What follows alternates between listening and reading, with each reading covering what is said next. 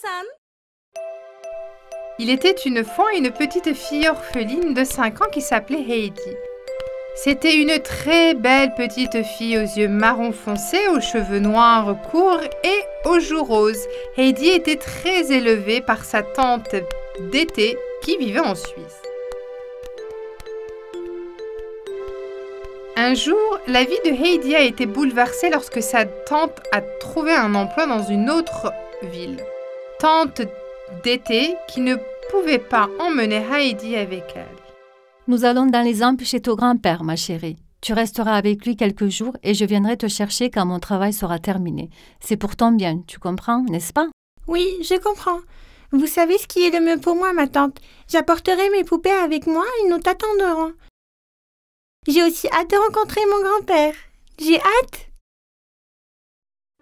Après un très long voyage, ils arrivèrent enfin au chalet de son grand-père. Grand-père Adolphe y vivait avec son chien Joseph. Tout le monde le connaît comme un homme lunatique et difficile, mais il est en effet très doux.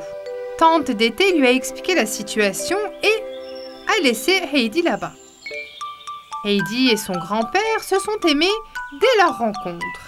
Les pétilleries de la petite fille ont commencé vie à la maison.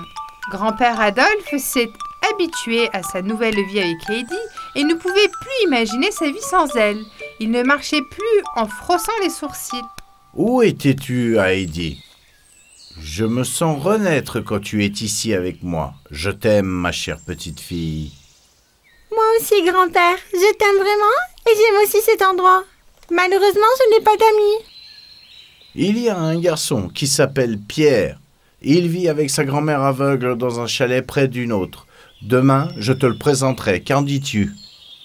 Oh, c'est merveilleux! Hurrah! Pierre est un garçon qui est aussi gardien des chèvres pendant son temps libre après l'école.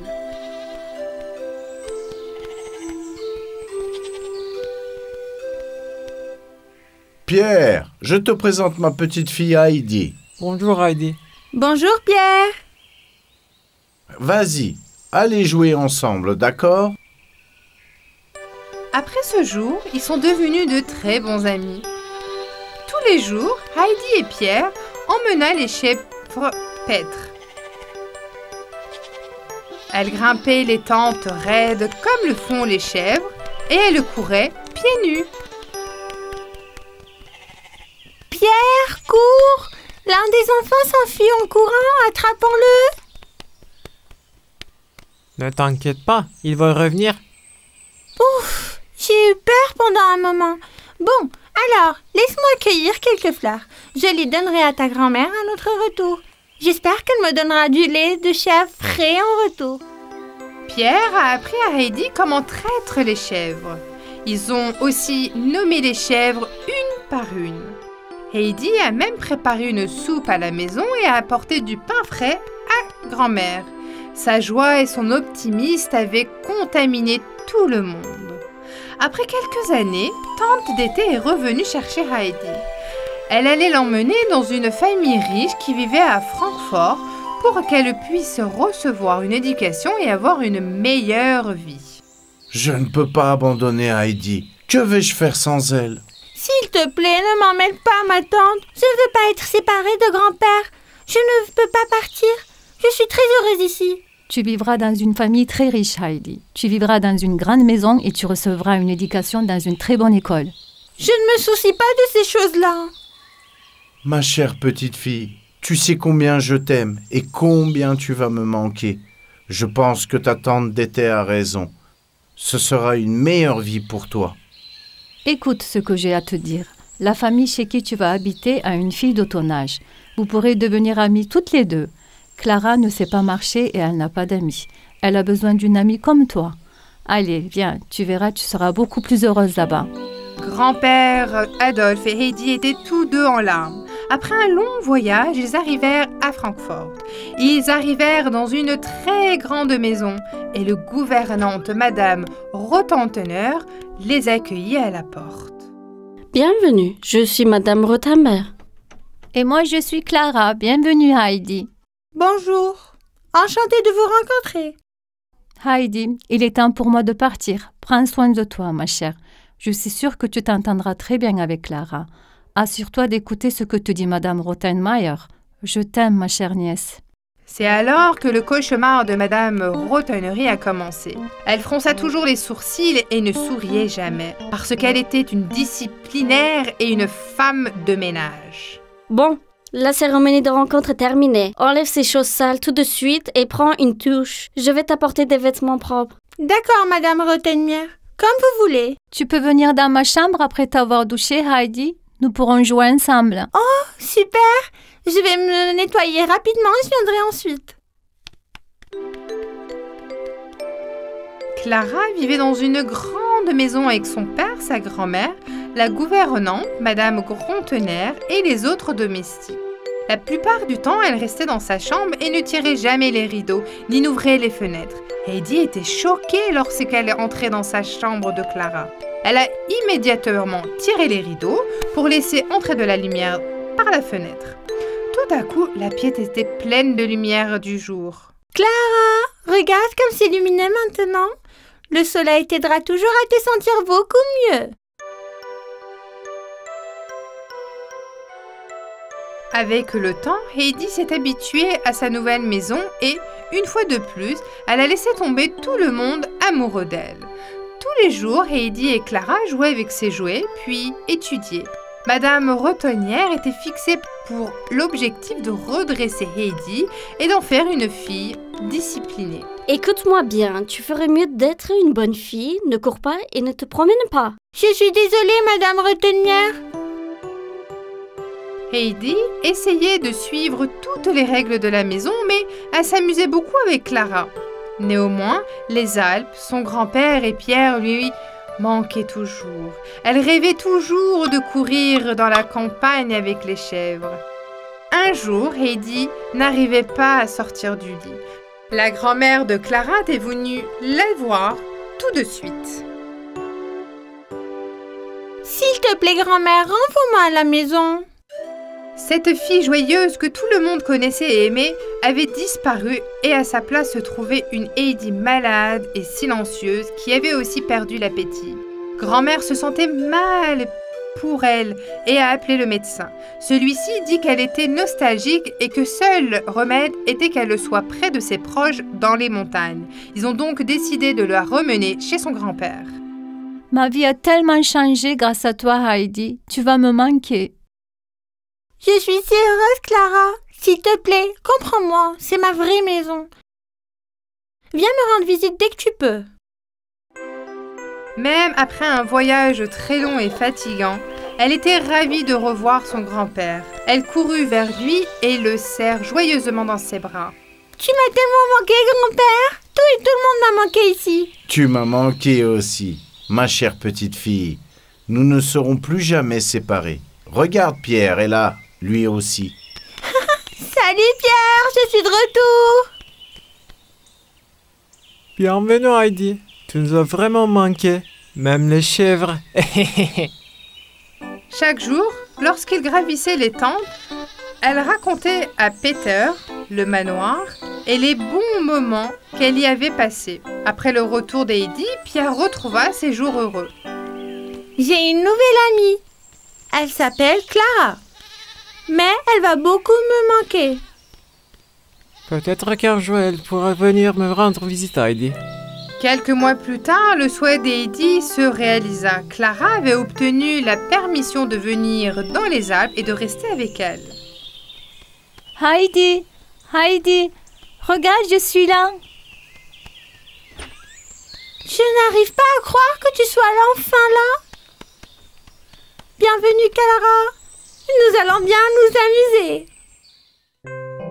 Les deux amis ont discuté jusqu'à tard dans la nuit. Le lendemain matin, après un merveilleux petit déjeuner, Heidi et Clara sont allées à la campagne et ont rencontré Pierre. Clara leur a tenu compagnie pendant qu'ils faisaient paître les chèvres. C'était une expérience très différente pour elle. Mais elle était heureuse.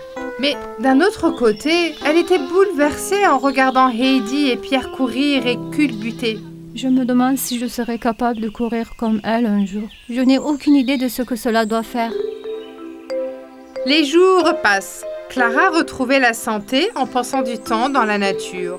Ses joues étaient roses. Avec l'aide de grand-père Adolphe et de Heidi, elle a même commencé à se lever de son fauteuil roulant petit à petit. Bravo Clara, tu peux le faire.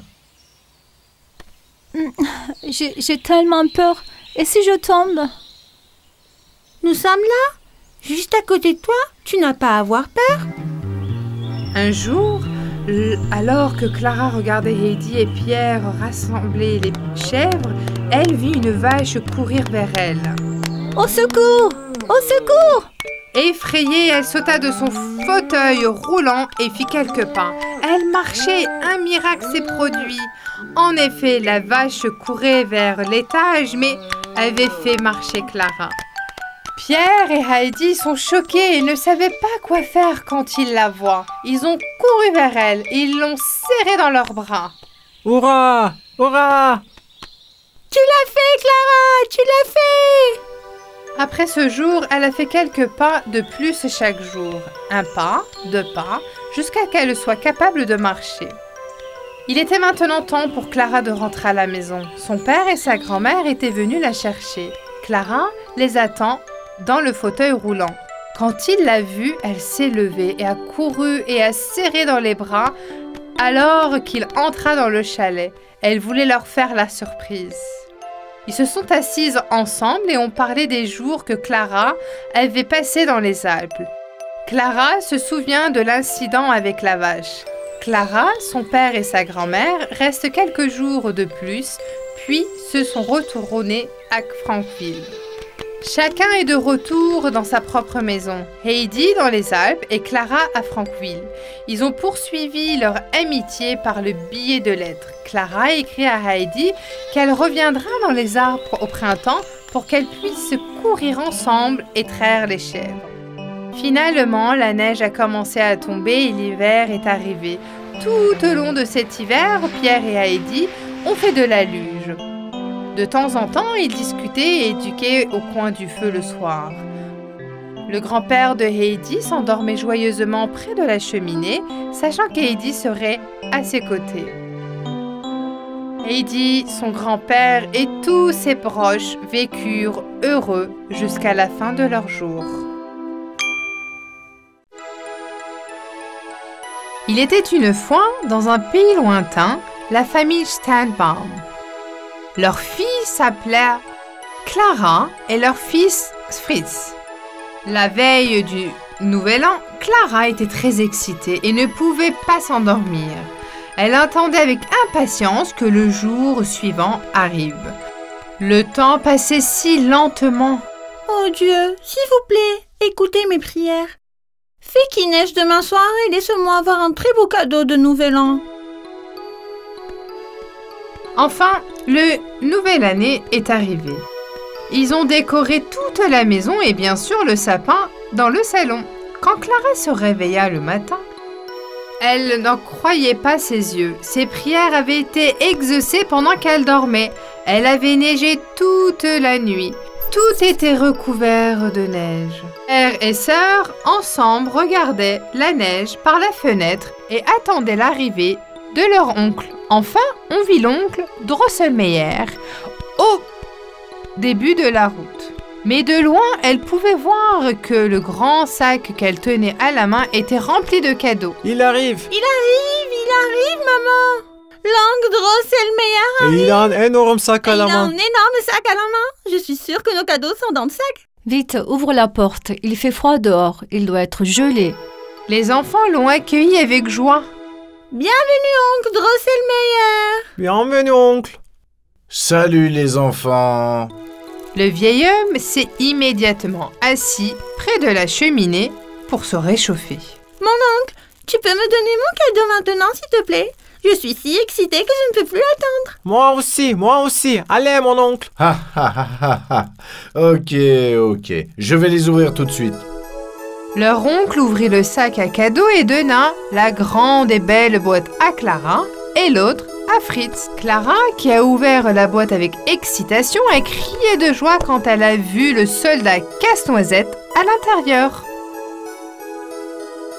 Mon cher soldat, j'allais danser avec toi. Quel dommage. Je n'ai même pas encore eu la chance de jouer avec toi. Je suis si heureux qu'il te plaise, Clara.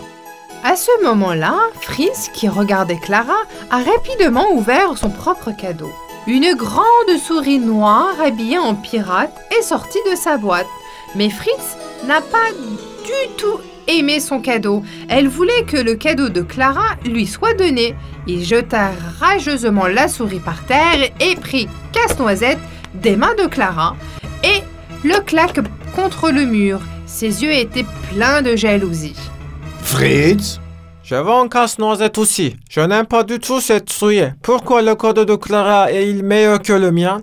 Ne dis pas ça, Fritz. Ton cadeau est bien aussi. C'est très gentil de la part de ton oncle d'avoir pensé à toi et d'avoir apporté un cadeau. Tu es impoli d'agir comme ça. Je m'en fous, je m'en fous. Je ne veux pas de cette affreuse souris. Clara, qui se rendit à l'endroit où la casse-noisette était tombée, remarqua qu'un de ses bras était cassé. C'est un petit jouet. Que peut-elle me faire? On peut probablement parler et arranger les choses. Ne sois pas triste, Clara. Je vais les réparer tout de suite. Il sera comme neuf. Ne t'inquiète pas. Oncle Drosselmayer a immédiatement collé le bras de Casse-Noisette et l'a réparé. Fritz, qu'est-ce que tu as fait n'est pas bien. J'avais beaucoup plus de soldats. J'avais l'intention de te surprendre plus tard, mais tu as maintenant perdu ta chance. À la fois en colère et triste du comportement de Fritz, son oncle a caché la boîte pleine de soldats dans un armoire. Mais oncle... Que cela te serve de leçon. Honteux de ce qu'il avait fait, Fritz savait qu'il ne pouvait rien faire. Il a baissé la tête de honte et est allé dans sa chambre. Après minuit, c'était l'heure de se coucher. Comme c'était la veille du Nouvel An, il avait le droit de dormir si tard, mais la nuit était maintenant terminée. Tout le monde s'est souhaité une bonne année et est allé dans sa chambre. Clara se coucha dans son lit avec la casse-noisette. Alors qu'elle dormait profondément, elle entendit des bruits de cliquet en bas. Curieuse, elle est descendue dans le salon. En bas, il y avait un bataillon de souris, identique à la souris pirate que Fritz avait reçu en cadeau, qui se promenait et mettait le désordre dans le salon. Clara, où es-tu? Descends! Clara savait que les souris pirates la cherchaient et elle était très effrayée. Mais après un moment, elle a réfléchi qu'il n'y avait pas à savoir peur d'une petite souris jouée. Oh mon Dieu! Qu'est-ce qui se passe? Elle laissa la casse-noisette en haut de l'escalier et descendit les escaliers.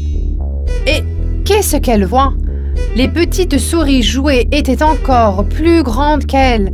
Et pas seules les jouets, tous les meubles étaient aussi énormes. En jetant un coup d'œil rapide autour d'elle, elle a tout de suite compris ce qui se passe. En fait, elle avait rétréci, elle était toute petite. Oh mon Dieu! Qu'est-ce qui se passe? Pourquoi suis-je si petite? Je dois m'échapper avant que les souris m'attrapent. Les souris se rapprochèrent de Clara. Nous te capturons, Clara. Tu vas venir avec nous dans la ville des souris. Ne résiste pas. Nous t'attraperons tôt ou tard. À ce moment-là, tous les jouets du salon ont pris vie.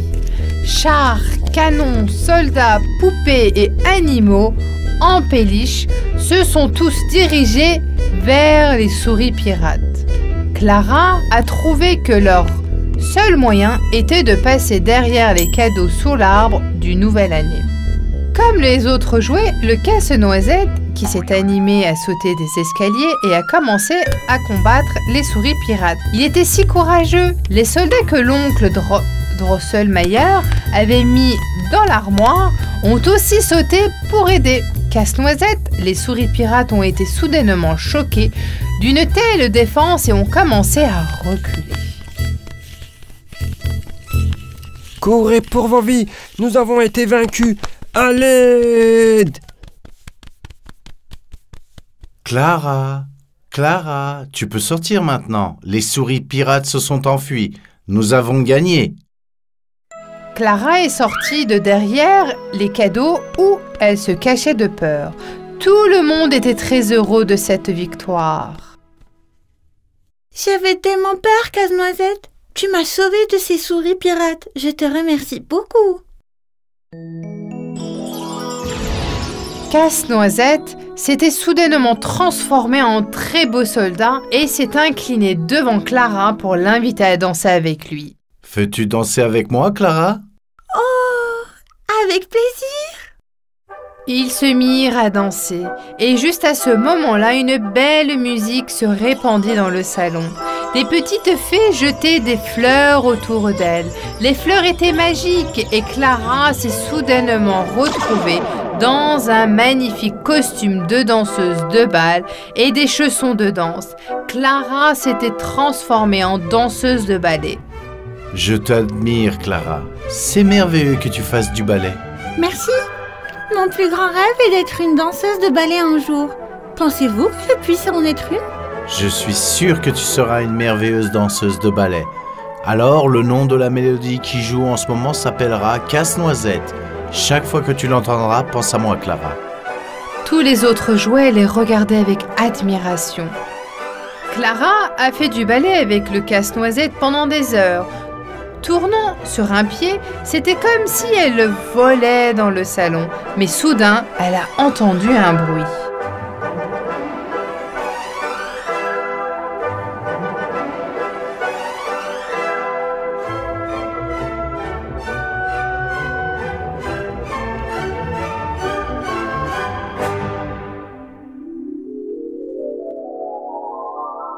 Clara, Clara, réveille-toi ma chérie, c'est déjà le matin.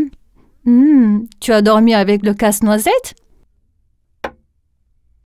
Bonjour maman, j'aimerais que tu ne me réveilles pas. Je faisais un rêve merveilleux. Je dansais sans arrêt avec le Casse-Noisette. J'étais une danseuse de ballet.